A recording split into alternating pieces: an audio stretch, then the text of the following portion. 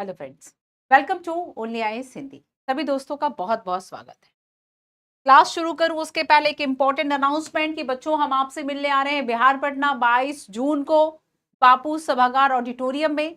आइए और हमसे मिलिए। साथ ही यूपीएससी का एक बिगेस्ट फेस्टिवल होगा जिसमें यूपीएससी के बहुत सारे ऑफर्स, यूपीएससी के बारे में बहुत सारे इन्फॉर्मेशन, आपकी प्रॉब्लम का सॉल्यूशंस, टॉपर से मिलना, उनकी जर्नी और सभी टीचर्स से मिलना, ये सब शामिल होगा।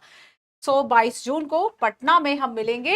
बिहार है ना, बिहार पटना में। चलो अब इसके बाद शुरू करते हैं, क्योंकि अभी बीच में गैप हो गया आपका। यूपीएससी में जो प्रीलिम्स था, प्रीलिम्स को स्पेसिफिक बहुत सारी सीरीज वीडियोस चल रही थी। आप 16 जून को हो गया, अब वापस लौटाओ अपनी पढ़ाई के लिए। ऐसे बच्चे जिनका अच्छा गया पेपर, बहुत अच्छी बात है, कॉन्ग्रेचुलेशंस। अगर आपके 90 के आसपास आ रहे हैं तो आप मेंस की प्रिपरेशन कीजिए। और ऐसे बच्चे जिनको लग रहा है कि अभी प्रिपरेशन उतनी अच्छी नहीं थी, शायद नेक्स्ट टाइम हमको देना पड़ जाएगा, सो कंटिन्यू करते हैं। चलिए, और आपने देखा कि काफी सारे नंबर ऑफ क्वेश्चंस आए। अगर हम ठीक तरीके से पढ़ते हैं तो डेफिनेटली वहां से क्वेश्चंस आते हैं। तो ये है आपका चैप्टर नंबर 68, जिसमें कि हम राष्ट्रीय आपदा प्रबंधन प्राधिकरण की जो बात है वह करने वाले हैं। ठीक है, एक और बात मैं आपको बताती हूँ कि ये जो चैप्टर है आपके पेपर 3 डिजास्टर मैनेजमेंट से भी कनेक्ट होता है, क्योंकि जब आप डिजास्टर मैनेजमेंट की बात करेंगे तब हम बात करते हैं कि एक राष्ट्रीय स्तर पर ऐसा प्रबंधन प्राधिकरण जो है वह बना हुआ है, वो इसमें कार्य करेगा। ठीक है, चलो, तो दिस इज टेलीग्राम चैनल, आप इसको स्कैन करके ज्वाइन कर लीजिए, या फिर @मंजू PW यूपीएससी वाला। क्लासेस की इंफॉर्मेशन, वीडियोस, पीडीएफ, नोट्स, सारी चीजें आपको इसमें मिल जाती हैं। ठीक है, चलो, तो हम इसमें बात करेंगे राष्ट्रीय आपदा प्रबंधन प्राधिकरण। ठीक है, 2-3 चर्चाएं हमें इसमें करनी है। पहली बात तो हम इसमें जानेंगे राष्ट्रीय आपदा प्रबंधन प्राधिकरण, राष्ट्रीय आपदा प्रबंधन प्राधिकरण। ठीक है, फिर हम सेकंड बात करेंगे, इसी तरह का प्राधिकरण राज्य के स्तर पर भी बना हुआ है, राज्य आपदा प्रबंधन प्राधिकरण। कुछ नहीं किया, राष्ट्र की जगह राज्य कर दिया है ना, राज्य आपदा प्रबंधन प्राधिकरण। और तीसरा हम देखेंगे जिला आपदा प्रबंधन प्राधिकरण। तो साल भर तो मन लगा के पढ़ना पढ़ना आपको पड़ेगा ठीक तरीके से, तभी जाके आपका आउटपुट जो है वह एक दिन के लिए निकल के आता है ना।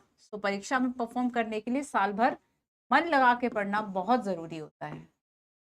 दिशाहीन नहीं रहना है, पढ़ते जाना है। ठीक है, जब तक तैयारी कर रहे हैं।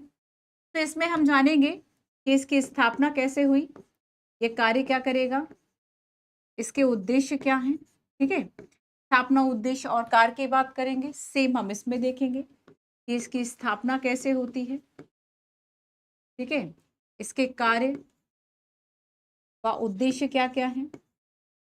और सेम हम इसमें बात करेंगे जिला के लिए, जिला आपदा प्रबंधन प्राधिकरण, कार्य, स्थापना, उद्देश्य, संरचना क्या क्या है, कितने अध्यक्ष सदस्य कैसे चुने जाएंगे, उन सब की भी चर्चा करेंगे। ठीक है, तो ये है आपका national disaster management authority NDMA।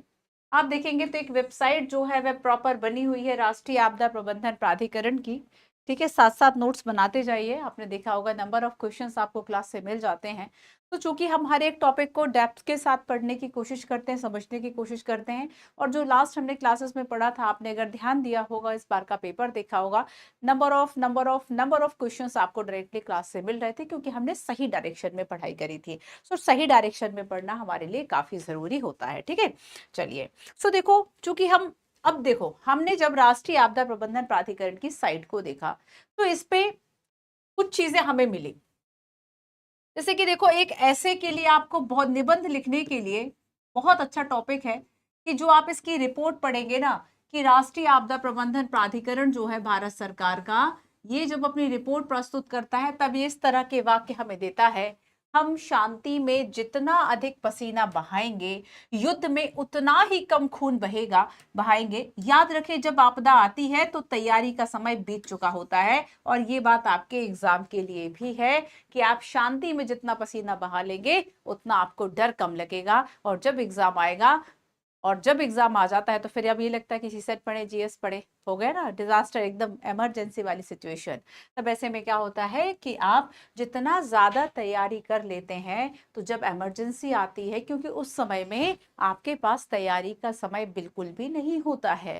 तो इस तरह से देखो, एक ऐसे की लाइन भी हो सकती है कि आप इस पे भी बहुत डीप से लिख सकते हैं, चीजों को जोड़ सकते हैं, चाहे आप लाइफ से जोड़ें, चाहे आप आपदाओं से जोड़ें, तो काफी इन चीजों को आप लिख सकते हैं। ठीक है, मतलब इस पे इस तरह के जो आपको चीजें मिलती है, इस तरह के जो वाक्य मिलते हैं, उनको एलोब्रेट करने की कोशिश करो करो, उन पे लिखने की कोशिश करा करो। जब तक मेंस आंसर राइटिंग नहीं आएगी तब तक चीजें नहीं हो पाएंगी। ठीक है, अब देखो 2001 में भूकंप आया था, कहां पे? कच्छ में, गुजरात में, कच्छ जिले में जनवरी 2001 में एक ऐसा भूकंप आया था, हजारों लोग मारे गए थे और लाखों लोग इससे प्रभावित हो गए थे, लाखों घर इससे क्षतिग्रस्त हो गए थे, टूट गए थे, खत्म हो गए थे। 26 जनवरी 2001 को गुजरात के भुज में भूकंप की तीव्रता जानते हो कितनी है? 7.7 मापी गई थी। सोचो, अगर 5 या 6 पॉइंट का भूकंप जो है वह आता है तो बहुत ज्यादा माना जाता है। और ऐसे में हर एक, जैसे कि 7.7 है, 7.8 है, तो जितने पॉइंट्स बढ़ते जाते हैं, कई मल्टीपल जो तीव्रता है वह हो जाती है। तो सबसे ज्यादा विनाशकारी भूकंप था। तो जब ये 2001 का विनाशकारी भूकंप आता है, और इसके बाद ही हम देखेंगे कि जो एनडीएमए का एक्ट है और सारी चीजें वह सक्रिय होती हैं कि भारत सरकार इस तरह की अथॉरिटी बनाए। अथॉरिटी मतलब जिसको कि एक अधिकार है किसी पर्टिकुलर कार्य को करने का, किसी पर्टिकुलर योजना को बनाने का। तो वो हमने राष्ट्रीय स्तर पर एक आपदा प्रबंधन प्राधिकरण बनाया हुआ है ना। तो यहाँ पर कुछ बातें हमने की। अब देखो, अब मैं आपको बताती हूँ कि आखिर हमें ये पढ़ना और समझना कैसे है। आपदा या डिजास्टर?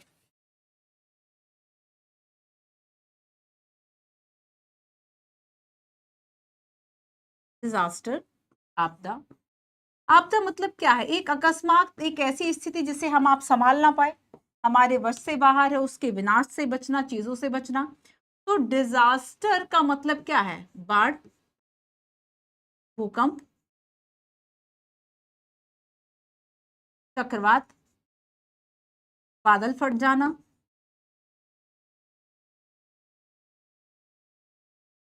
तो ये सब हमारे लिए क्या है? डिजास्टर है।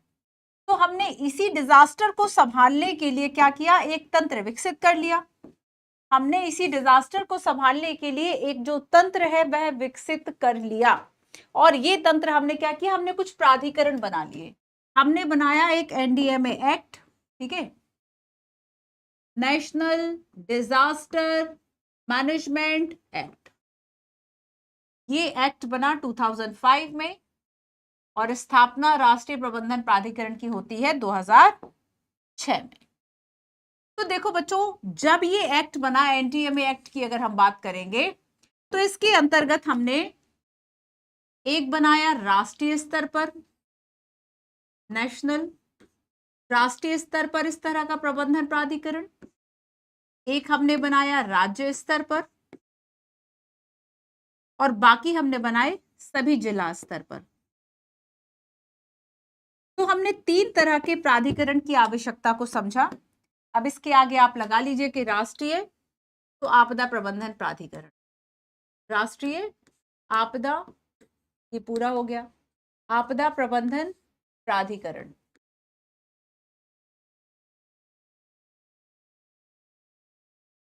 आपदा प्रबंधन प्राधिकरण, ठीक है।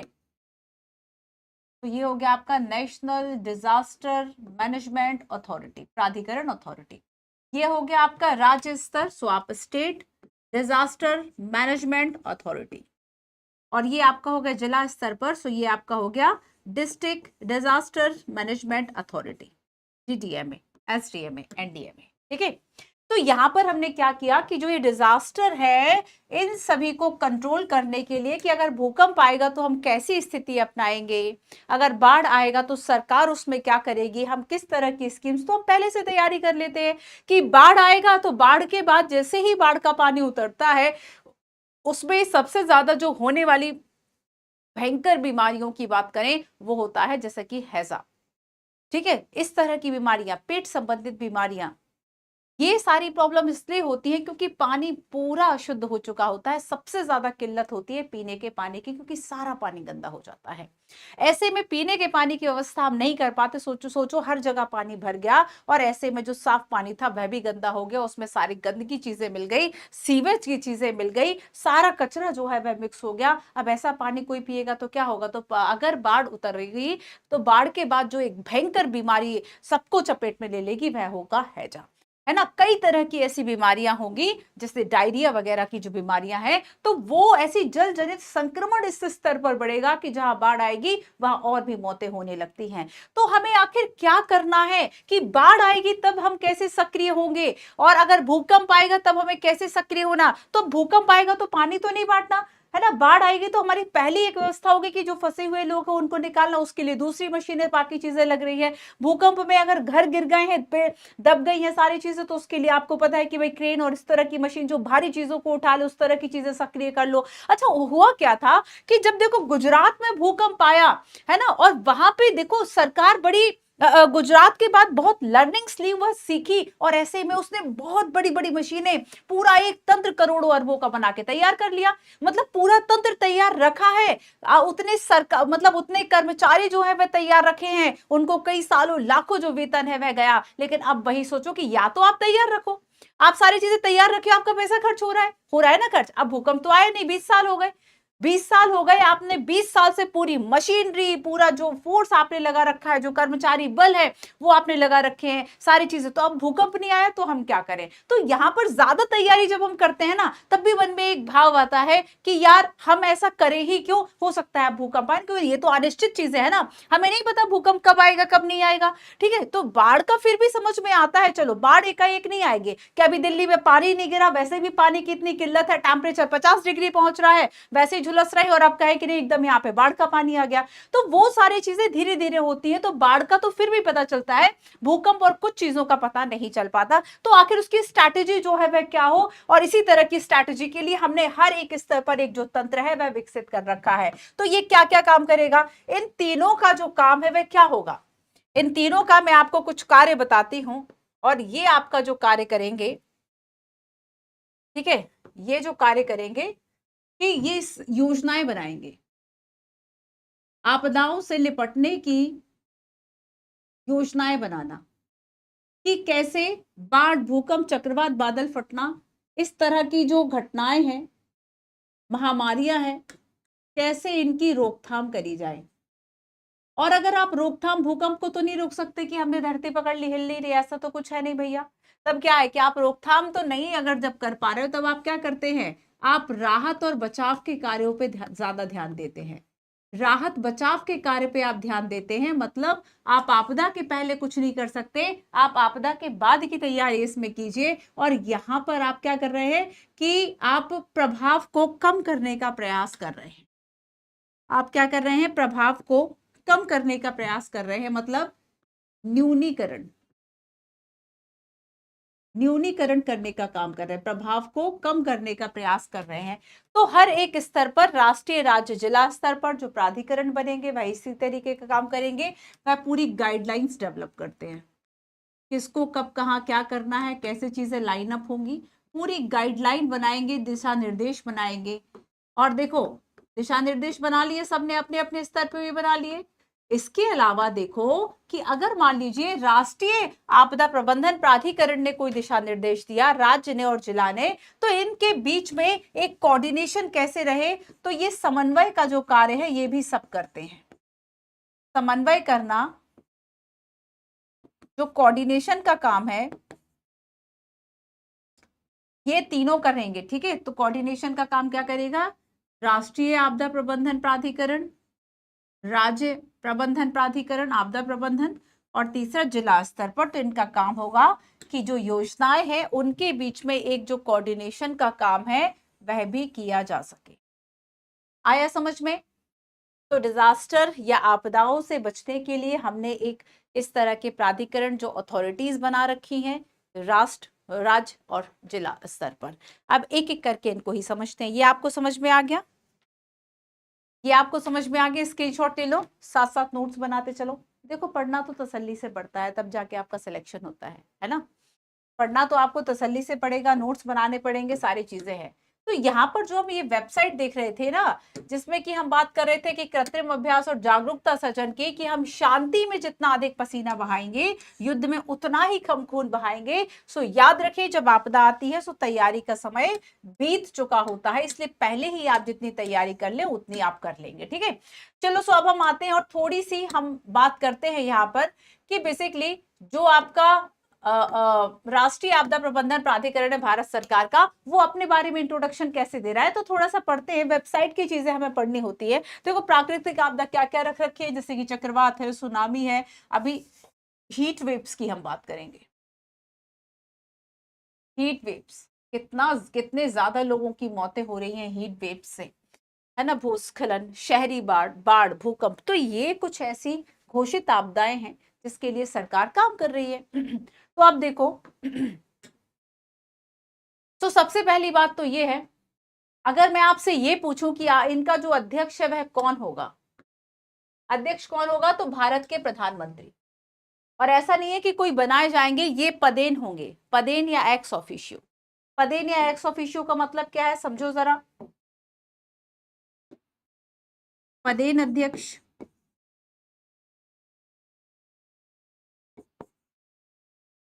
एक्स ऑफिशियो मतलब जब आप एक पद पर रहते हुए दूसरे पद के अधिकारी हो जाते हैं, तो नेशनल डिजास्टर मैनेजमेंट एक्ट की अगर हम बात करेंगे, तो इसके अनुसार राष्ट्रीय स्तर पर जो इस तरह का प्राधिकरण बनेगा, उसमें जो देश के पीएम है वह कौन होंगे, अध्यक्ष होंगे। और ये कैसे अध्यक्ष होंगे, पदेन या एक्स ऑफिशियो अध्यक्ष होंगे, है ना।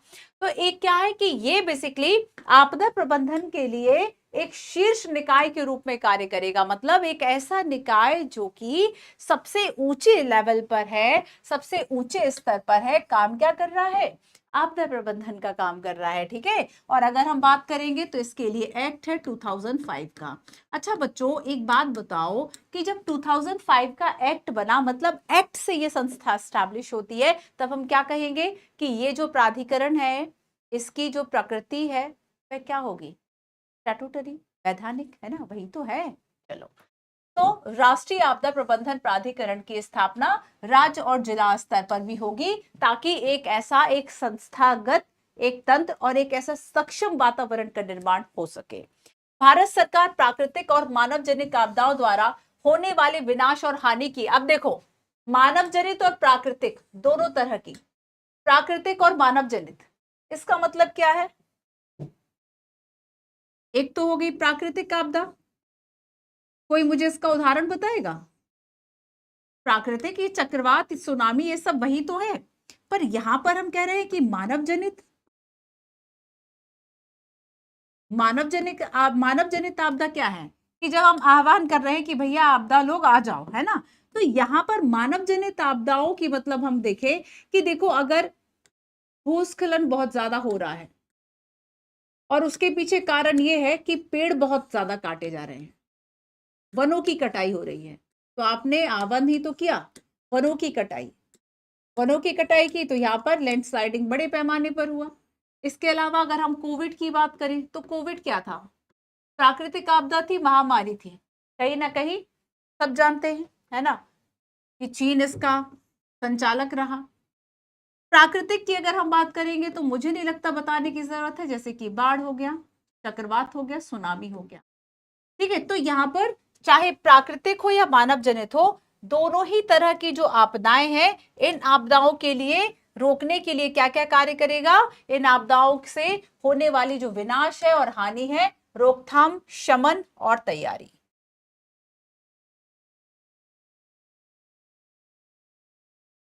रोकथाम, रोकने का प्रयास करना, ठीक है, शमन, तैयारी, ये तीनों काम जो है वह कर रहा है। और इसके लिए पूरा एक संस्थागत तंत्र जो है वह तैयार किया हुआ है, 3 स्तर पर। ठीक है, 1, 2 एंड 3। पहले स्तर पर हमने देखा कि यहाँ पर राष्ट्रीय स्तर पर है, फिर हमने देखा कि राज्य स्तर पर है, और फिर हमने जाना कि जिला स्तर पर है। और इस तरीके से पूरा एक संस्थागत तंत्र बना हुआ है,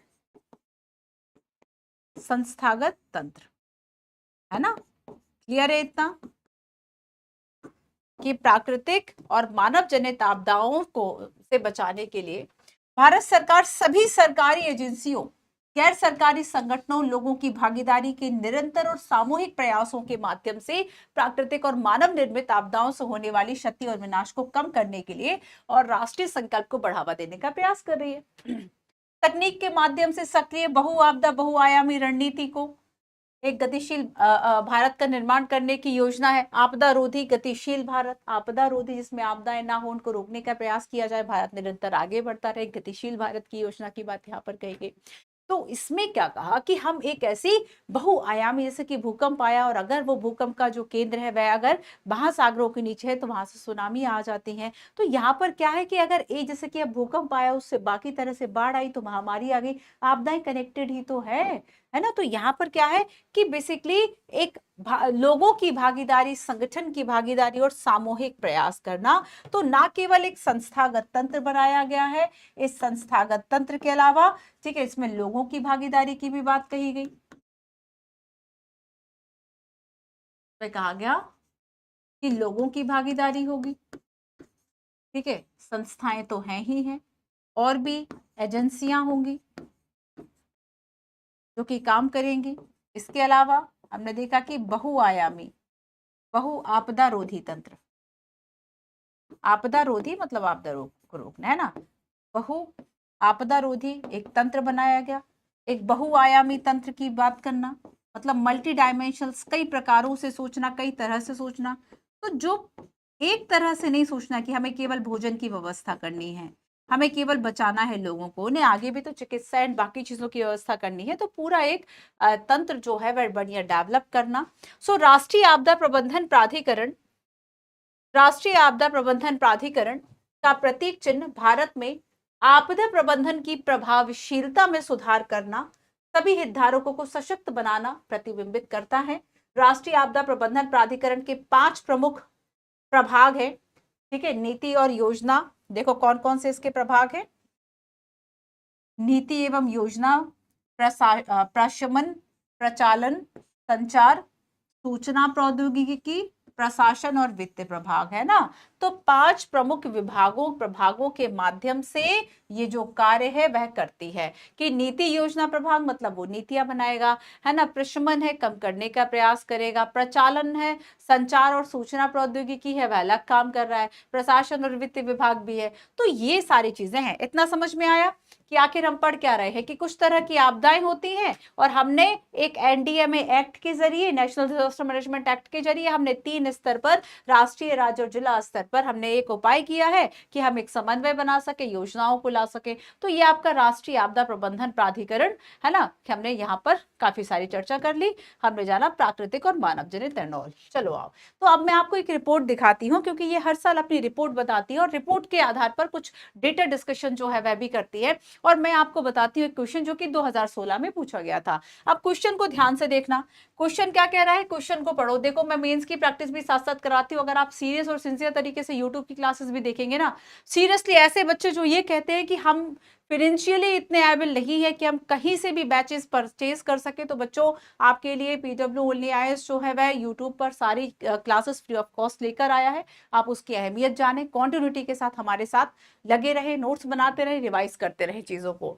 सो राष्ट्रीय आपदा प्रबंधन प्राधिकरण के दिशा निर्देशों के संदर्भ में उत्तराखंड के कई स्थानों पर हाल ही में बादल फटने की घटनाओं के प्रभाव को कम करने के लिए क्या उपाय किए गए। अब लो, अब इसमें क्या जोड़ दिया, किसी पर्टिकुलर आपदा से जोड़ दिया और उसमें यह पूछा कि राष्ट्रीय आपदा प्रबंधन प्राधिकरण जो है, आप जरा मुझे 4-5 पॉइंट बताइए कि उत्तराखंड में ये जो प्रॉब्लम हुई इसके लिए कैसे ठीक किया गया। राष्ट्रीय आपदा प्रबंधन प्राधिकरण ने आखिर इसके लिए क्या जो दिशा निर्देश है वह दिए, ठीक है। तो आप मुझे इसमें कमेंट करके बताइए 4-5 के क्या हो सकते हैं। अब देखो, अब मैं बताती हूं आपको, जो 22-23 की वार्षिक रिपोर्ट आई है उस पर हम बात करते हैं। 22-23 की जो वार्षिक रिपोर्ट है बच्चों, ये क्या कहती है कि भारत अपनी अनोखी भू जलवायु और सामाजिक आर्थिक स्थितियों के कारण बाढ़, सूखा, चक्रवात, सुनामी, भूकंप, शहरी बाढ़, भूस्खलन, हिमस्खलन, वनाग्नि, जैसे आप देखेंगे अभी इतनी ज्यादा गर्मी थी, जंगलों में आग लग रही थी, ठीक है। वनाग्नि जैसे भिन्न भिन्न प्रकार के जोखिम और अनेक आपदाओं से असुरक्षित रहा है। और देश के लगभग 36 राज्य संघ क्षेत्रों में 27 ऐसे हैं जो कि आपदा संभावित है, मतलब किसी न किसी तरह की आपदा, या तो वह भूकंप से प्रभावित है, या फिर बाढ़ से, या फिर चक्रवात से। और लगभग 58.6% भूभाग साधारण से लेकर अति उच्च तीव्रता वाला भूकंप संभावित क्षेत्र है। और इसकी भूमि का 12% ऐसा भाग है जो कि बाढ़ और नदी कटाव वाला क्षेत्र है। कुल लगभग 7,000, आपको पता है कि हमारी 7500 किलोमीटर जो लंबी समुद्री तट रेखा है, जो कोस्टल लाइन है, वो इसके ठीक है। तो ये सुनामी संभावित, उसमें 5700 सुनामी और चक्रवात से संभावित क्षेत्र है। मतलब हमारी जो तट लाइन है 7516, या तो सुनामी या तो चक्रवात है ना, इससे ये बहुत ज्यादा प्रभावित है। कृषि योग्य क्षेत्रफल में 68% ऐसा भाग है जो कि सूखे से असुरक्षित है, ठीक है। पहाड़ी क्षेत्रों में है तो भूस्खलन है, हिमस्खलन है। 15% भूभाग भूस्खलन से संबंधित है। लगभग 5000 से ज्यादा जो शहरी स्थानीय निकाय है वह शहरी बाढ़ से संबंधित है। एक बात मैं आपको बता देती हूँ कि यूपीएससी लास्ट 3 और 4 ईयर्स में 2 बार शहरी बाढ़ अर्बन फ्लड से क्वेश्चन पूछ चुका है। एक बार प्रॉपर उसने शहरी बाढ़ का कॉन्सेप्ट पूछा था, जब नोएडा, गुड़गांव इस तरह के शहरों में शहरी बाढ़ पानी भरने की समस्या देखी गई थी। और इसके अलावा प्रॉपर तरीके से वह जो पुणे है ना, या फिर हम बड़ी इस तरह की सिटीज की बात करें, महानगरों की टाइप के जो सिटीज हैं जिसकी जनसंख्या है ना बहुत ज्यादा है, तो ऐसी सिटीज में क्या प्रॉब्लम है, ऐसी सिटीज में क्यों ज्यादा बाढ़ आती है, उसकी बात।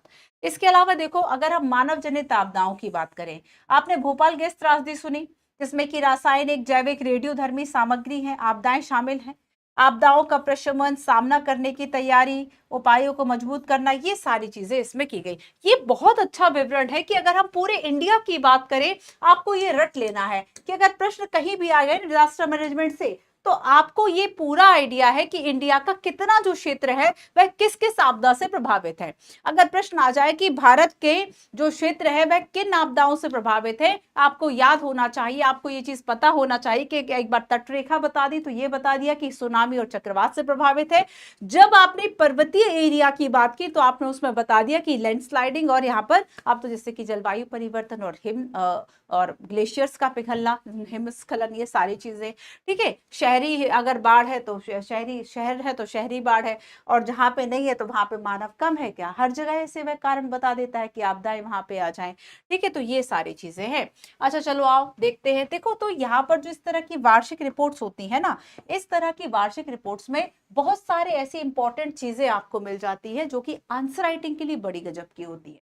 जैसे कि रोकथाम, प्राशमन, तैयारी, मोचन प्रेरित संस्कृति के माध्यम से एक समग्र, सक्रिय, बहु आपदा केंद्रित और प्रौद्योगिकी संचालित रणनीति का विकास करते हुए एक सुरक्षित और आपदा से निपटने में पूर्ण सक्षम भारत का निर्माण करना, ये मेन मोटिव है इसका। आया समझ में? अब आओ इसके उद्देश्यों की बात करते हैं। आप खुद बताइए इसका उद्देश्य क्या होगा।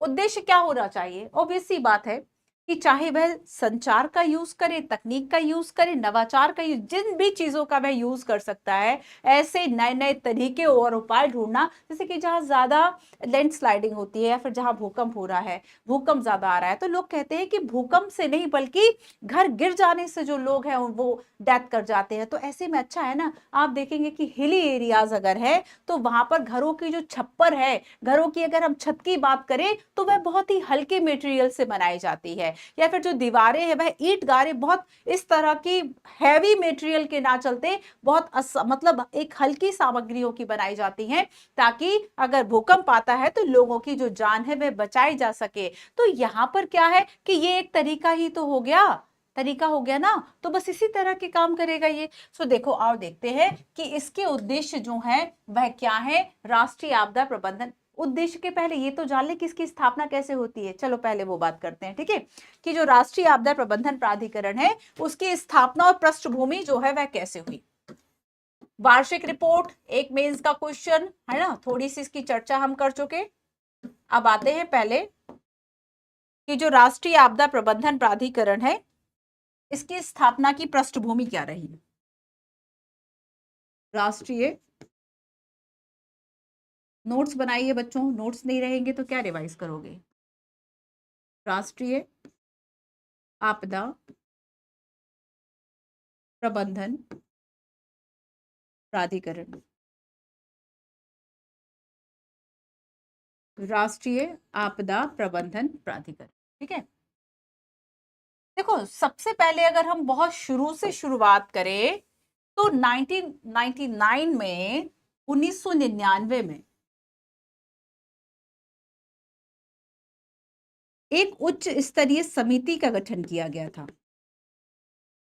एक उच्च स्तरीय समिति का गठन किया गया था कि हम आपदा के लिए, आपदा प्रबंधन के लिए कुछ कार्य जो है वह कर सकें, ठीक है। ये हो गई 1999 की बात। हमने सन 2000, वर्ष 2000 के पहले, एक वर्ष पहले ही हम उच्च समिति की बात कर चुके और बात कर ही रहे थे कि 2001 में गुजरात का भूकंप हो गया। तो 2001 में जब गुजरात में भूकंप आया तो इसके बाद एक राष्ट्रीय समिति बनाई गई। यहाँ पे उच्च स्तरीय बनी थी, यहाँ पर राष्ट्रीय स्तर पर एक समिति का निर्माण किया। आपने सुना होगा कि इंडिया का जो हम सबसे दक्षिणतम बिंदु की बात करते हैं, वह दक्षिणतम बिंदु कौन सा है? इंडिया का सबसे दक्षिणतम बिंदु कौन सा है? आपने इंदिरा पॉइंट के बारे में सुना है? तो वो इंदिरा पॉइंट 2004 की जो सुनामी आई थी उसमें डूब गया था। सो 2004 में जब हिंद महासागर में सुनामी आई थी, 2004 में जब हिंद महासागर में सुनामी आई थी, और इस सुनामी के बाद तो आपदा प्रबंधन एक्ट जो 2005 है उसी को लाया गया। इस सुनामी के बाद नेशनल डिजास्टर मैनेजमेंट एक्ट 2005 आया। राष्ट्रीय आपदा प्रबंधन प्राधिकरण जो अधिनियम है हम वह लेकर आए, ठीक है। और आपदा प्रबंधन ये जो एक्ट हुआ 2005 का, जो अधिनियम आया,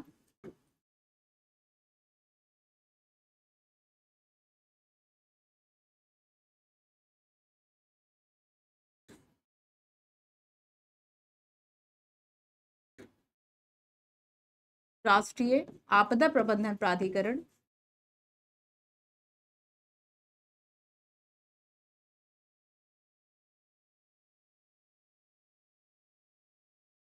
ठीक है, राष्ट्रीय आपदा प्रबंधन अधिनियम।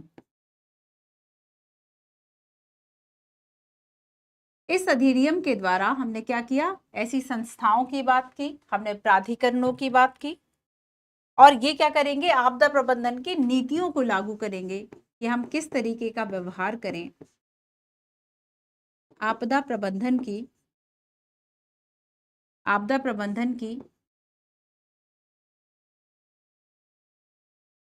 नीतियों को बनाना और उसका कार्यान्वयन करना, नीतियों को बनाना और उसका कार्यान्वयन करना, ठीक है। और 2006 से जो आपका राष्ट्रीय स्तर पर इस तरह का जो प्राधिकरण है उसकी स्थापना हुई। 2005 से अधिनियम आया, है ना। तो ये यहाँ पर इसकी कहानी हो गई। अब आगे चलेंगे और हम बात करेंगे कि आखिर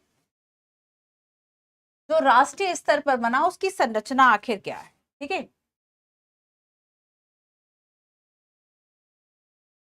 हो गया इतना, आगे चलते हैं, ठीक है। राष्ट्रीय आपदा प्रबंधन प्राधिकरण जो आया एनडीएमए, उसकी संरचना क्या है?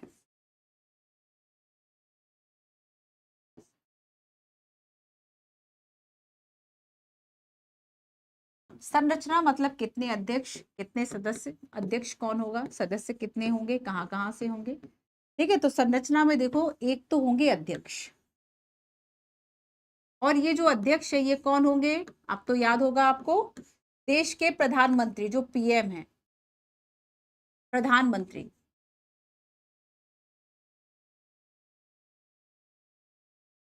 और अधिकतम इसमें 9 सदस्य होंगे। कितने? अधिकतम 9 सदस्य होंगे, 9 मेंबर्स और होंगे, अधिकतम 9 सदस्य होंगे, और इन्हीं 9 सदस्यों में से एक को हमने उपाध्यक्ष चुन लिया, ठीक है। और जो उपाध्यक्ष होगा इसका दर्जा होगा कैबिनेट मंत्री के जैसा, बाकी के जो 8 सदस्य होंगे उनका दर्जा होगा राज्य मंत्री के जैसा। तो ये तो इसकी संरचना की बात हो गई। अब अगर हम इसके दृष्टि और लक्ष्यों की बात करें कि जो एनडीएमए है इसका दृष्टि और लक्ष्य क्या, मतलब ये क्या काम करेगा, किन सिद्धांतों के आधार पर काम करेगा, किन लक्ष्यों को प्राप्त करने के लिए काम करेगा। सो आखिर इसका जो दृष्टि और लक्ष्य है वह क्या है। ऑब्वियस सी बात है कि आपदाओं की रोकथाम करना, उसके लिए योजनाएं बनाना, दिशा निर्देश तैयार करना, एक समन्वय करना, यही सारे काम इसके होंगे। तो इसका मेन काम यही है कि भारत को दृष्टि या लक्ष्य इसका ये रहा, एनडीएमए लिख लो इसको, ठीक है। अपने नोटबुक में नोट्स नहीं बनाओगे कोई कुछ नहीं होने वाला, बेड़ा पार यूपीएससी में तो बिल्कुल भी नहीं। नोट्स बनाना बहुत जरूरी है ना, इसलिए मैं प्रेफर करती हूँ कि अपनी हर एक क्लास में बच्चों आपको नोट्स बनवाओ।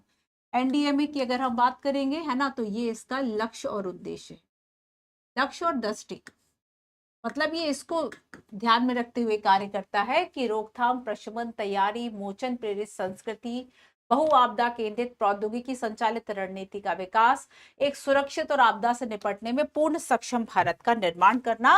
मतलब हम ये कहे कि ये काम कर रहा है एक सुरक्षित देश के रूप में, मतलब देश को सुरक्षित रखना, सुरक्षित देश का निर्माण करना, सुरक्षित।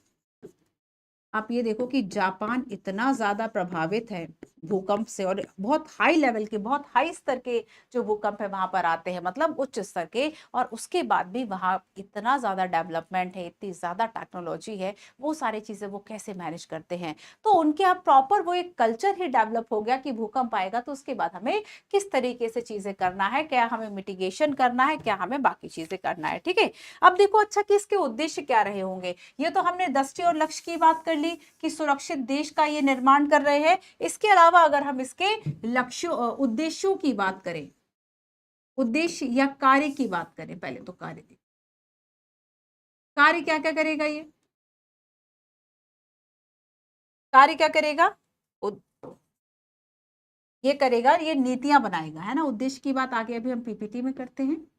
ये नीतियां बनाता है आपदा प्रबंधन की, नीतियां बनाना,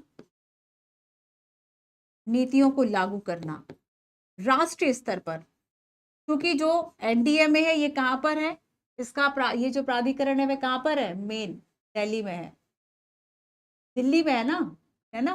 राष्ट्रीय जो प्राधिकरण है आपदा प्रबंधन का दिल्ली में है।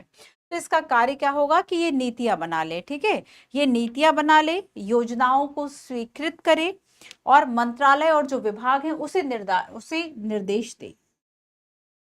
आपदा प्रबंधन की योजना, अब हर जगह आपदा प्रबंधन नहीं लिख रही हूं, ठीक है, योजनाओं को स्वीकृत करे,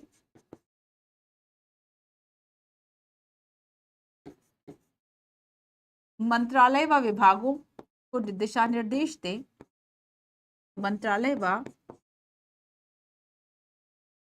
विभागों को दिशा निर्देश देने का काम करेगा, ठीक है। आपदा से बचाव हेतु रोकथाम, आपदा से बचने के लिए, बचाव हेतु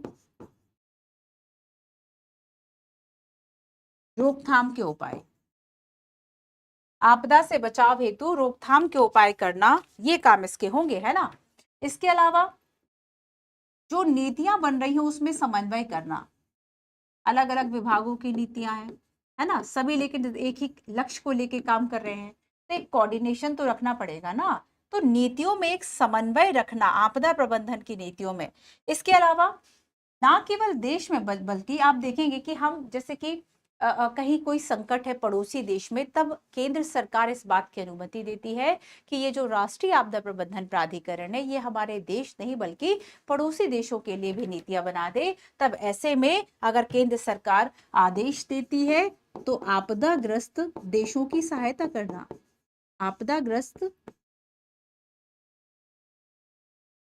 देशों की सहायता करना, ठीक है, आपदाओं का रोकथाम, उनके प्रभाव को कम करना, न्यूनीकरण करना, मिटिगेशन है ना, न्यूनीकरण करना, और दिशा निर्देश गाइडलाइंस जो है वह तैयार करना। कहीं दिशा निर्देश हमने लिखा है तो आपदा प्रबंधन के लिए व्यापक रूप से जो गाइडलाइंस होती हैं उनको बनाना, तो ये इसका कार्य होगा। इतना क्लियर है?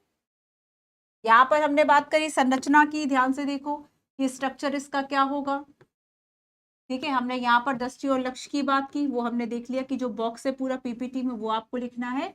और यहाँ पर हमने कुछ कार्यों की बात की, तो यहाँ पर 1 2 3 4 है ना, 5, ये आपका 6 है। व्यापक रूप से गाइडलाइंस बनाएगा 7 और 8। ये हमने इसके कुछ कार्यों की, प्लीज स्क्रीनशॉट ले लो। अब इसकी उद्देश्यों की बात कर लेते हैं। तो इसका उद्देश्य वही जो कार्य थे उन्हीं को ध्यान में रखते हुए कुछ इसने उद्देश्य बना लिए, जैसे ज्ञान, नवाचार और शिक्षा के माध्यम से। ऑब्वियस सी बात है कि जब लोगों को ये जागरूक करेगा कि अगर भूकंप आ रहा है तो आपको हल्की जो शेल्फ है वह बनानी है, भारी मटेरियल से जो घर है वह नहीं बनाने हैं। तो नवाचार, ज्ञान, शिक्षा, लोगों में एक अवेयरनेस कि अगर भूकंप आ रहा है तो बिल्डिंग के बाहर किसी खुले क्षेत्र में जाएं। तो ये सारी चीजें क्या है कि लोगों को अवेयर रखने के लिए से आप देखेंगे बहुत सारी ऐसी एडवर्टीजमेंट आती है कि जो स्टूडेंट है, जो स्कूल के स्टूडेंट है वो टेबल के नीचे छुप रहे हैं। तो उन्होंने कहा कि क्या हो रहा है, तो उनका प्रैक्टिस चल रही है कि अगर भूकंप आता तो हमें टेबल के नीचे छुप जाना है। ठीक है, सो प्रौद्योगिकी, पारंपरिक बुद्धिमत्ता, पर्यावरणीय संरक्षण पर आधारित प्रशमन उपायों को प्रोत्साहित करना, विकास योजना की प्रक्रिया में आपदा प्रबंधन सरोकारों का मुख्य स्थान प्रदान करना। अगर आपको विकास करना है, मान लीजिए कोई हिली एरिया है, वहां पे आप रोड बना रहे हैं और उस रोड बनाने से वहां पे भूस्खलन हो रहा है, बाढ़, भूकंप जैसी समस्याएं हो रही हैं, आप कैसे विकास करोगे, तो कैसे सस्टेनेबल डेवलपमेंट करा जा सकता है, उसके लिए सक्षमकारी नियामक वातावरण, अनुपालनकारी व्यवस्था। व्हाट इज अनुपालनकारी? शब्द बड़े भारी भरकम है हिंदी में। अनुपालनकारी व्यवस्था मतलब जो आपके अनुदेशों का, जो आपकी गाइडलाइंस जो आपने बनाई हैं, कोई उसका पालन करे। उस पालन के लिए एक ऐसा माहौल बनाओगे ना कि हमने 3 संस्थाएं बना ली। राष्ट्रीय स्तर पर है, सारे राज्य उसकी सुनेंगे, राज्य स्तर पर है, पूरे जिले उसकी सुनेंगे, जिला स्तर पर है, बाकी प्रभाग उसकी सुनेंगे। तो हमने एक कोऑर्डिनेशन करने वाली जो व्यवस्था है उसको बना लिया। आपदा जोखिमों की पहचान, आकलन और निगरानी, मॉनिटरिंग करना कि अब हमने भूकंप के लिए एक रडार जो है वह लगा रखे हैं और उस रडारों से पता चल जाता है कि अगर पृथ्वी के गर्भ में कुछ अगर हलचल हो रही है और वहां से भूकंप अगर आने वाला है तो वो है ना। सूचना प्रौद्योगिकी की सहायता से अनुक्रियाशीलता, बाधा रहित संचार। देखो अगर संचार नहीं होगा, चेतावनी प्रणालियां डेवलप कर लेना कि अगर मान लीजिए जैसे कि मछुआरे मछलियां पकड़ने गए, काफी दूर चले गए समुद्र में और ऐसे में पता चलता है कि कोई चक्रवात, तूफान या सुनामी आने वाली है, उन तक कैसे आप संचार करेंगे। तो आप ऐसी ऐसी जो वोट है वह आ गई है कि जिसपे कि कुछ भी हो जाए संचार व्यवस्था नहीं टूटेगी और वहां से जानकारी मछुआरों को दी जा सकती। तो ऐसी शिप्स, ऐसे जो जहाज हैं, ऐसे जो नाव हैं, उनका निर्माण करके उनको दे देना। तो ये सारी चीजें ही तो है कि आप कैसे जान बचाने बाकी चीजें कर रहे हैं। समाज के संवेदनशील वर्गों की जरूरतों को ध्यान में रखते हुए उनके अनुकूल कुशल मोचन और राहत कार्य करना। सुरक्षित ढंग से जीने और आपदा का सामना करने में जो सक्षम इमारतें, वही बात की अगर भूकंप आ रहा है तो हल्की शेल्फ की दीवारें और वो बनाइए। पुनर्निर्माण कार्य है ना, अवसर माने इसको और पुनर्निर्माण कार्य को जल्दी से कराएं। इसके अलावा आपदा प्रबंधन के लिए मीडिया के साथ साथ उपयोगी और सक्रिय, प्रोडक्टिव एंड प्रोएक्टिव सहभागिता को बढ़ावा देना। तो ये सारे कार्य करना। ठीक है, अब आओ कुछ दिशा, जैसे कि हम बार बार पढ़े गाइडलाइंस क्या है, गाइडलाइंस क्या, कई तरीके की गाइडलाइंस दे रहा है, बट गाइडलाइंस इसमें नहीं लिखी हुई है। लेकिन ये जो यूपीएससी का माफ कीजिएगा है ना, यूपीएससी आ रहा है, माफ कीजिए, तो यहाँ पर ये जो एनडीएमए की वेबसाइट है इस पर ये कुछ गाइडलाइंस दी है, जरा आओ इसको पढ़ते हैं हम। क्या दिशा निर्देश देता है, जैसे कि इसमें ये कहा कि जो कमियां हमने पहचानी है उन कमियों में मौजूदा जो ढांचा है उसकी क्या मजबूती है उसको देखना, तौर तरीके निर्धारित करना, है ना। जो भागीदार, जैसे कि देखो सबसे, अगर हम भागीदारों की बात करेंगे कि कौन कौन इसमें भागीदार हो सकते हैं आपदा प्रबंधन की योजना बनाने कार्यान्वित करने में, तो ऐसे प्रमुख मंत्रालय हैं, विभाग हैं, राज्य हैं, जो सशस्त्र बल है, जो हमारी फोर्सेस है, वैज्ञानिक हैं, तकनीकी संस्थाएं हैं, समुदाय है, गैर सरकारी संगठन है, कॉरपोरेट क्षेत्र है, पेशेवर निकाय है, मीडिया है। तो उन सभी के साथ एक समन्वय, एक कोऑर्डिनेशन करने का काम करना, अलग अलग जो भागीदार हितधारक इनकी पहचान करना, ये गाइडलाइंस। ठीक है, अब इसमें देखो, अनुभवजन्य आवश्यकताओं की पहचान और उद्देश्य निर्धारित करे जाए, मील पत्थर सहित रोड मैप बनाना, भागीदार और हितधारकों के साथ परामर्श करना, कुछ समूह गठित कर देना, उनमें आपस में विचार विमर्श, और ऐसे विकल्प तैयार करना कि प्रशासनिक, वित्तीय, कानूनी रूप से हमें क्या क्या काम करना है। ये गाइडलाइंस ही तो है। तो इसमें देखो कि ये पहला हो गया, ये दूसरा हो गया, ये तीसरा हो गया, चौथा है कि जो केंद्रीय मंत्रालय है, विभाग है, राज्य है, उनकी तैयारी करना। ठीक है, अच्छा, चौथा यहाँ है विस्तृत परीक्षा करना, विकल्प देखना, मसौदे को अंतिम रूप देना। यहाँ पे प्रारंभिक रूप तैयार हुआ था, सबसे डिस्कस करके, जो विभिन्न हितधारक थे उससे डिस्कस हमने कर लिया कि ये बताओ यहाँ पर ये प्रॉब्लम होगी, इसका सोल्यूशन क्या है। ये पहला विकल्प तैयार किया, ये हमने अंतिम विकल्प यहाँ तैयार किया। फिर हमने राष्ट्रीय स्तर पर जो भागीदार और हितधारक है उससे परामर्श किया। फिर हमने अंतिम मसौदा यहाँ पे दिशा निर्देश दिए, टिप्पणी, सुझाव मंत्रालय, विभाग, राज्यों को हमने भेजे, समीक्षा की, दिशा निर्देश को अंतिम रूप दिया, और पूर्णतः यहाँ पे फाइनल एक दिशा निर्देश हमने जारी किया, और सभी केंद्रीय मंत्रालय, विभाग और राज्यों पे योजनाओं की जो तैयारी है। सो बेसिकली क्या है कि दिशा निर्देश जो तैयार हम करते हैं उसके लिए क्या क्या 9 कदम अपनाए जाते हैं, और 9 स्टेप्स की बात यहाँ पर करी गई है। क्लियर है? तो ये था आपका पहला। अब हम चलते हैं राज्य स्तर पर। एनडीएमए हो गया, स्टेट डिजास्टर मैनेजमेंट अथॉरिटी। ठीक है, स्टेट डिजास्टर मैनेजमेंट अथॉरिटी की हम बात करें।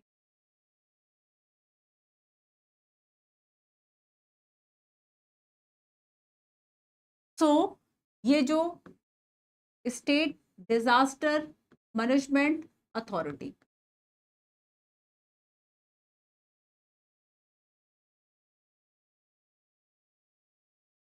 स्टेट डिजास्टर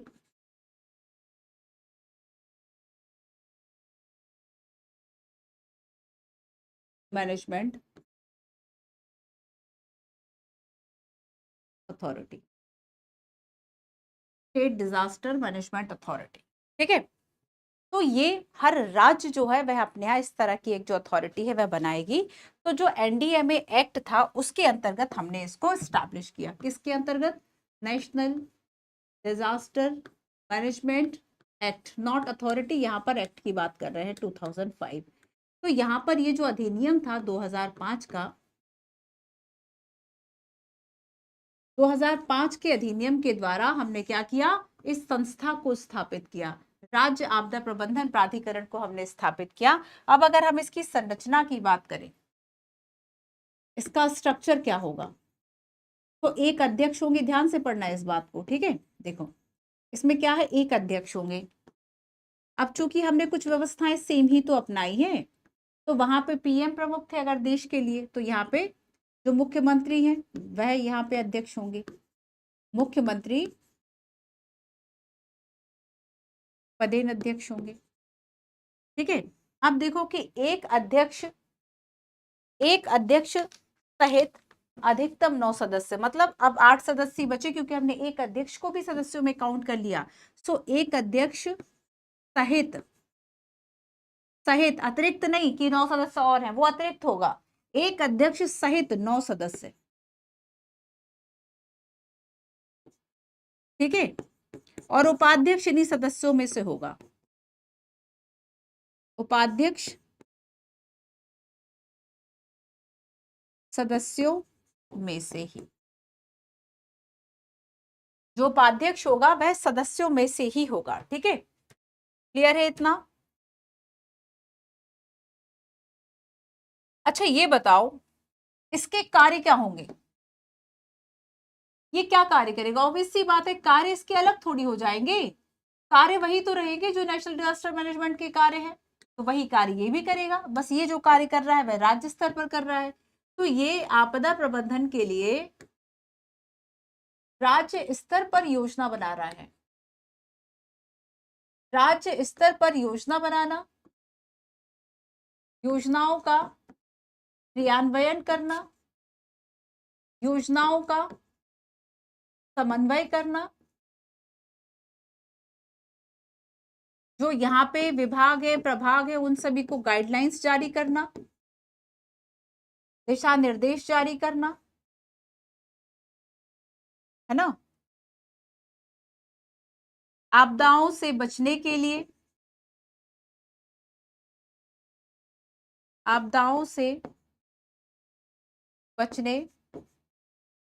व रोकथाम, आपदाओं से बचने व रोकथाम हेतु कार्य करना, ठीक है। उपायों की समीक्षा करना, जो भी आपदा प्रबंधन, हर चीज के आगे आपदा प्रबंधन है, उपायों की समीक्षा करना। इसके अलावा राज्य सरकार को रिपोर्ट सौंपना। रिपोर्ट किसको देगा? ये राज्य सरकार को।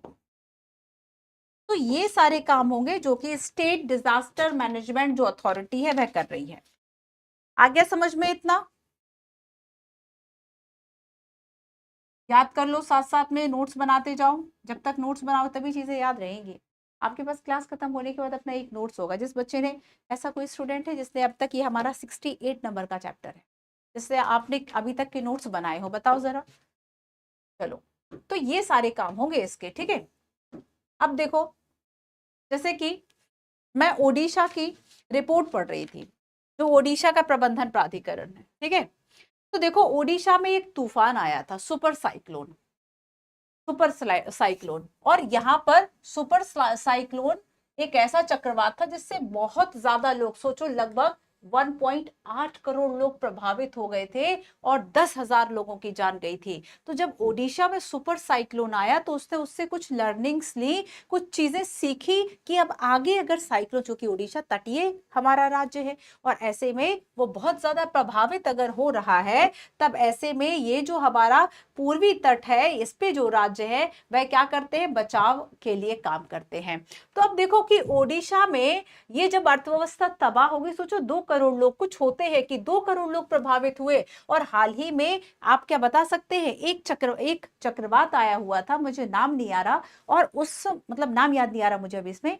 तो वो एक बहुत, मतलब वर्ल्ड लेवल पर आप कह सकते हो कि एक बहुत बड़ा अपने आप में अचीवमेंट, एक उपलब्धि थी कि उन्होंने जो अब तक सीखा था कि लगभग वहां से 10 लाख, आप सोचिए कि लाखों लोगों को, अरे 10 लोगों को तो प्रतिस्थापित एक जगह से दूसरी जगह पे करना बड़ी मुश्किल काम हो जाती है, मुश्किल काम हो जाता है, बड़ी बात हो जाती है, बड़ी भारी काम हो जाता है। और ऐसे में आपने कई लाख लोगों को तट क्षेत्र से हटा दिया, जहां जहां पर जो साइक्लोन है उसकी तबाही के वो दिख रहे थे कि यहां पे आ सकता है। तो पता चल गया, अगर हमें पहले 1 महीना पहले पता चल गया, 10 दिन पहले पता चल गया कि यहां पे साइक्लोन जैसा कुछ आने वाला है, राज्य सरकार ने चूंकि पहले से सारी कोशिश कर रखी थी, अब उसने सारे लोगों को कहीं और ट्रांसफर कर दिया। और ऐसे में जब साइक्लोन खत्म हो गया, उसका प्रभाव खत्म, वापस अपने घर को लौटाए, ठीक है। तो देखो, जो हम ये कह सकते हैं कि घर की हानि हुई और संपत्ति की वो सारी हानि हुई, उसकी तो क्षतिपूर्ति फिर भी करी जा सकती है। इंसान जीवित रहेगा फिर कमा लेगा, लेकिन जान चली गई तो वो वापस नहीं आ रही। तब ऐसे में पूरी कोशिश की गई थी और बहुत वाहवाही हुई थी कि चलो बढ़िया, इन लोगों ने इस चीज को सीखा, ठीक है। तो यहाँ पर देखो कि अब देखो, अगर ओडिशा की हम बात करें, तब ओडिशा ने क्या किया कि आपदाओं से बचने का एक संकल्प लिया और आपदा प्रबंधन की एक ऐसी गाइडलाइंस तैयार कर डाली कि उसने नियोजन और तैयारी में बहुत ज्यादा की, बहुत ज्यादा नियोजन, बहुत ज्यादा तैयारी की। और इसका एक ये है कि कितना भी शक्तिशाली वहां पे चक्रवात आ जाए, कहते हैं कि इक्के दुक्के ऐसे लोग जो कि अपनी गलतियों से मारे जाए, कभी भी आंकड़ा जो है अब दोहरे अंक को पार नहीं कर पाता कि 10 से ज्यादा मौतें। दोहरे अंक को ये नहीं होता कि अब 3 अंक में पहुंच गया कि 100 मौतें हो गई, ऐसा नहीं होता। तो अगर अपने, जैसे कि आप देखेंगे कि अभी कुछ चक्रवात आए थे तो केवल उन लोगों की जान गई थी जिन तक सूचना, और ऐसे मछुआरे जो समुद्र में थे, मछली पकड़ने के लिए गए थे, उनकी जान चली गई थी, उन तक जानकारी नहीं पहुंच पाई थी, है ना। या फिर वो ये सोचते कि अरे अभी समुद्र शांत दिख रहा है, चलो थोड़ा बहुत मत्स्य पालन कर आते हैं, है ना, थोड़ा बहुत मछली होगा ले आते हैं। तो ऐसे में ऐसे लोगों की जान चली गई थी। तो 2013 में चक्रवात फैलन आया था, फैलन, है ना। और यहाँ पर लगभग 10 लाख लोगों को यहाँ से निकालकर ओडिशा ने दुनिया में सबसे सफल, पूरे विश्व में सबसे सफल आपदा प्रबंधन के प्रयासों को। तो आप देखो, यहाँ पर ये बताओ कि जब भी आप डिजास्टर मैनेजमेंट, बच्चों अगर पेपर 3 में इसको लिख रहे हैं, आप इसको डालें। जब आप पेपर 3 में लिखेंगे डिजास्टर मैनेजमेंट, आपदा प्रबंधन, आपको पता है ना आपके जीएस पेपर 3 जो मेंस में जीएस पेपर 3 इसका पार्ट है, तो इसमें आप लिखें इस पढ़ने को कि आपदा प्रबंधन करके कितनी बढ़िया तरीके से हम लोगों की जान को बचा सकते हैं। और जब चक्रवात फैलन आया सुपर साइक्लोन से, तो 2 करोड़ लोग प्रभावित हो रहे हैं, और यहाँ पे जब चक्रवात फैलन आता है तो ऐसे में पहले ही 10 लाख लोगों को दूसरी जगह शिफ्ट कर दिया। विश्व का एक सफल आपदा प्रबंधन था। तो ये सारी चीजें हैं, लर्निंग से तो हम सीख ही सकते हैं ना। इस बार अब आपको भी लर्निंग लेनी है कि भैया इस बार जो है वे पेपर बिगड़ गया, चीजों को पढ़ के नहीं गए थे। ठीक है, आपका काम है, एक यूपीएससी एस्पिरेंट का काम है कोर सब्जेक्ट और जो सिलेबस है उसको प्रिपेयर करना। अब वो यूपीएससी का काम है कि कहीं से 1 क्वेश्चन पूछे तो कहीं से 30 क्वेश्चन पूछे, वो उसकी मनचाही है। तो यहाँ पर हम ये थोड़ी कह सकते हैं कि हमने नहीं पढ़ा था या हम केवल मॉडर्न हिस्ट्री को पढ़ के गए थे, वहां से 2 क्वेश्चन आए। भैया किसने कहा था कि आप पॉलिटी को छोड़ दो, वहां से 20 क्वेश्चन आए। हो सकता है अगली बार पॉलिटी से 20 क्वेश्चन ना आके 8 क्वेश्चन आ जाए, 10 क्वेश्चन आ जाए, मॉडर्न हिस्ट्री से 20 क्वेश्चन। तो ये आंकड़ा कितना रखना है वो तो डिपेंड ऑन यूपीएससी ना, हमारे हाथ में क्या है, आप बस वो करो। ठीक है, चलो, तो हमने देखा कि अब तीसरे स्तर पर भी हमने, आओ एक क्वेश्चन देखो जरा, आपदा मित्र, ये वेबसाइट से उठाया गया क्वेश्चन है गवर्नमेंट की, भारत सरकार की। आपदा मित्र के संबंध में निम्न पर विचार कीजिए। केंद्रीय क्षेत्र योजना है जिसमें मई 2016 में शुरू किया गया। एनडीएमए इस योजना का कार्यान्वयन एजेंसी है, मतलब नेशनल डिजास्टर मैनेजमेंट एक्ट या अथॉरिटी है ना। यह आपदा प्रवण क्षेत्रों में उपयुक्त व्यक्तियों की पहचान करने की एक योजना है जिसमें आपदाओं की स्थिति में बचाव कार्यों के लिए आपदा मित्र को प्रशिक्षित किया जाना शामिल है। ठीक है, जैसे कि देखो कि अगर हमने लोगों को सिखाया हुआ है कि अगर मान लीजिए इस जगह पर इस तरह की आपदा आती है आप कैसे बचाव करेंगे उसका, तो इस तरह से ये आपदा मित्र योजना जो है वह शुरू करी गई थी 2016 में, और ऐसे लोगों को पहचान करके ऐसे क्षेत्रों में शिक्षित किया गया था कि आप कैसे आखिर उनकी जो जान है वह बचा सकते हैं। अब एक क्वेश्चन और बताओ, राष्ट्रीय आपदा प्रबंधन प्राधिकरण के कार्य और उत्तरदायित्वों में शामिल नहीं है। क्या शामिल नहीं है? राष्ट्रीय आपदा प्रबंधन योजना को स्वीकृत करना, आपदा प्रबंधन हेतु नीतियां तैयार करना, राष्ट्रीय योजना के अनुसार केंद्र सरकार के मंत्रालय या विभागों द्वारा बनाई गई योजनाओं को स्वीकृत करना, ऐसे दिशा निर्देश तैयार करना कि जिनका अनुसरण राज्य के प्राधिकारी राज्य योजना तैयार कर सके, शमन के लिए निर्धारित प्रावधानों की सिफारिश करना। तो ये सारे ही तो काम इसमें शामिल हैं। इसमें पूछा क्या शामिल नहीं है, बट इसमें तो सभी शामिल है, तो ऑप्शन नंबर डी आंसर होगा। एक क्वेश्चन और बताओ, एनडीए में प्राधिकरण जो है अध्यक्षता कौन करेंगे? एनडीए में प्राधिकरण की अध्यक्षता कौन कर रहे हैं? डिजास्टर माफ कीजिए, डिस्ट्रिक्ट डिजास्टर मैनेजमेंट अथॉरिटी। ठीक है, तो एनडीएमए की अध्यक्षता पीएम कर रहे थे पदेन रूप से। एसडीएमए की बात करें तो सीएम कर रहे थे, और यहाँ पर कर रहे थे जो जिलाधिकारी हैं, जो यहाँ पे एसडीएम है। ठीक है, जो जिलाधिकारी हैं उनको अलग अलग नामों से अलग अलग जगह पे जाना जा सकता है। तो राष्ट्रीय आपदा, इसी तरह के क्वेश्चन इस बार यूपीएससी बड़ा फैक्चुअल सा पेपर दिया है। खैर वो टफ था जब सारी चीजों को सॉल्व कर रहा हूँ। लास्ट और हमें पढ़ना है जिला आपदा प्रबंधन प्राधिकरण, है ना। उसके अलावा एक क्वेश्चन देखो 2020 में यूपीएससी ने पूछा था, पहले के प्रतिक्रियाशील दृष्टिकोण से हटकर भारत सरकार के द्वारा आपदा प्रबंधन हेतु शुरू किए गए हालिया उपायों की चर्चा कीजिए। अब देखो, अगर आपको पता है कि भारत सरकार ने जैसे कि आपदा मित्र योजना चलाई, आप इसको लिखिए, तो ये उपाय ही तो है।